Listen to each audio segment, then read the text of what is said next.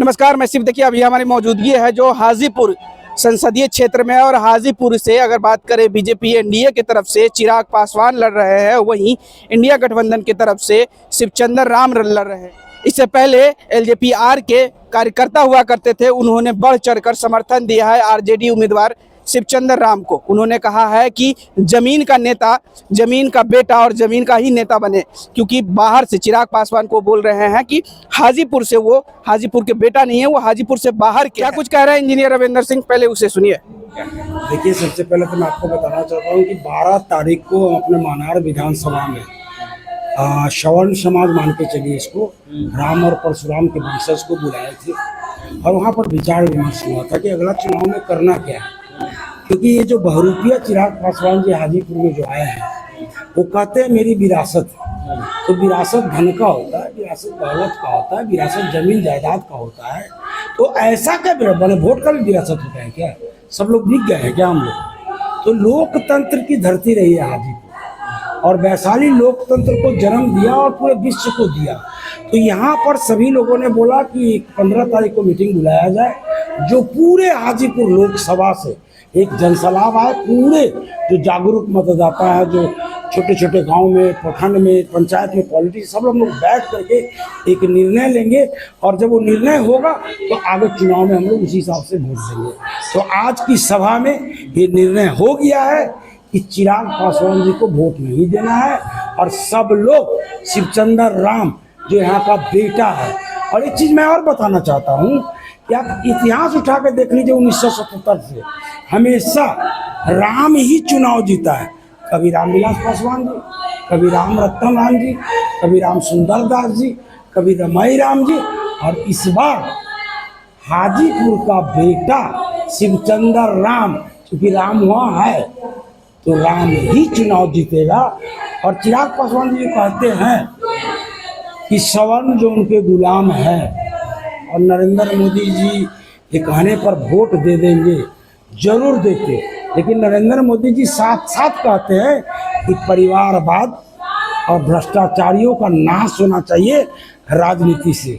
तो जितने नरेंद्र मोदी जी के वोटर हैं ना, उनकी बात को सुन करके परिवारवाद और भ्रष्टाचारियों का नाश हाजीपुर से करने जा रहे हैं। और यहाँ राजा के रानी के कोख से उत्पन्न पुत्र को फिर से राजा बनने नहीं दिया जाएगा, क्योंकि वैशाली वो धरती है जहाँ से राजतंत्र का समापन हुआ। लेकिन मोदी जी तो कह रहे हैं 400 पार में स्वर्णों का तो बहुत बड़े भूमिका है और स्वर्णों की वोट पर आप बता रहे हैं। देखिए, हम लोग स्वर्ण का वोट मोदी जी को जा रहा है ना, तो हाजीपुर से मोदी जी चुनाव नहीं लड़ रहे हैं, हाजीपुर से कमल छाप चुनाव नहीं लड़ रहा है। हाजीपुर से एक ऐसा एरोगेंट व्यक्ति, एक ऐसा घमंडी व्यक्ति, एक ऐसा बहुरूपिया व्यक्ति जो बिहार में बिहार फर्स्ट और बिहारी फर्स्ट का नारा दिया, और जब मोदी जी इनको 5 सीट दिए तो परिवार फर्स्ट और पैसा फर्स्ट वाला हो गया। एक एक टिकट इन्होंने बेचने का काम किया है, और इसका प्रूफ हमने एक लेटर से इनको मांगा था जवाब, आज तक इन्होंने जवाब देने का काम नहीं किया। तो लोकतंत्र की जनता जो टिकट बेच दिया, वो हाजीपुर की जनता को भी बेच देगा। तो हाजीपुर की जनता चिराग पासवान को वोट देने नहीं जा रही है।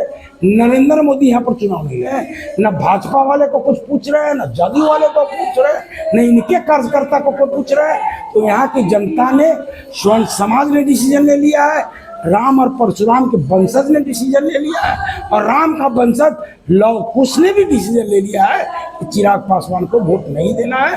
और चिराग पासवान यहाँ से, जैसे उनके पिताजी रामविलास पासवान जी इसी हाजीपुर से विश्व में अपना नाम लिखाए थे,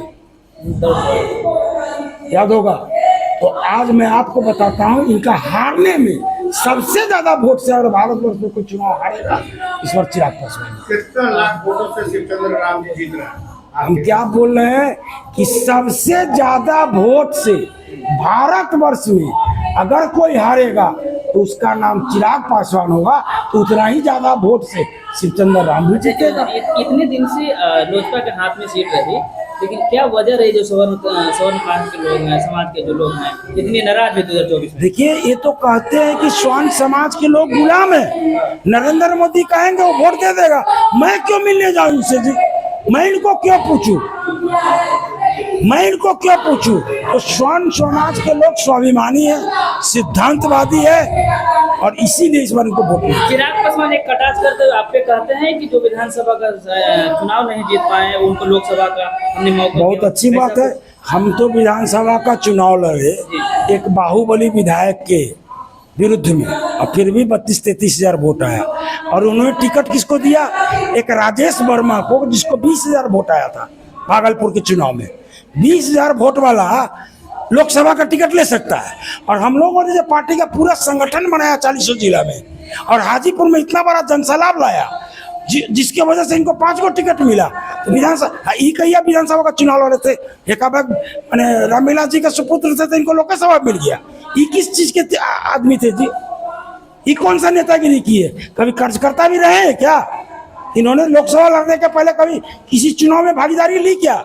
विधायक बने क्या? तो वो लड़ सकते हैं। स्वर्ण समाज का लोग नहीं लड़ सकता, रविंदर सिंह नहीं लड़ सकता। अब 20 हजार वोट पाने वाला राजेश वर्मा लोकसभा का, इनको बोलने ही नहीं आता है। ये क्या बोलते हैं इनको समझ में नहीं।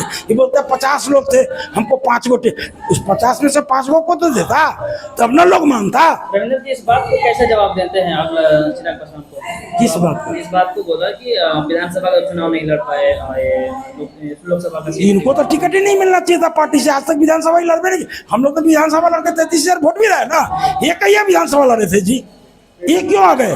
क्योंकि रामविलास जी के पुत्र है, विरासत है, राजा का बेटा है, इसलिए राजा बनेंगे। तो हाजीपुर की जनता इनको राजा बनने नहीं देगी। देख लीजिए, एक पर खुद एक पर जीजा। अगर गद्दार को ही टिकट देना था ये वैशाली से, तो अपने चाचा को क्यों नहीं दे दिए जी? अपने चचेरा भाई को क्यों नहीं दिए? ये संभवी चौधरी कौन है? वो तो पार्टी का मेंबर तक नहीं है। वो लोकसभा लड़ी थी क्या कभी?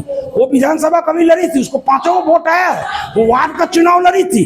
अरे क्या तर्क दे रहे हैं चिराग जी आप? तर्क भी कुछ वजन से रखिए, तब तो जनता सुनेगी। उनके पास कोई तर्क ही नहीं है। चलिए बहुत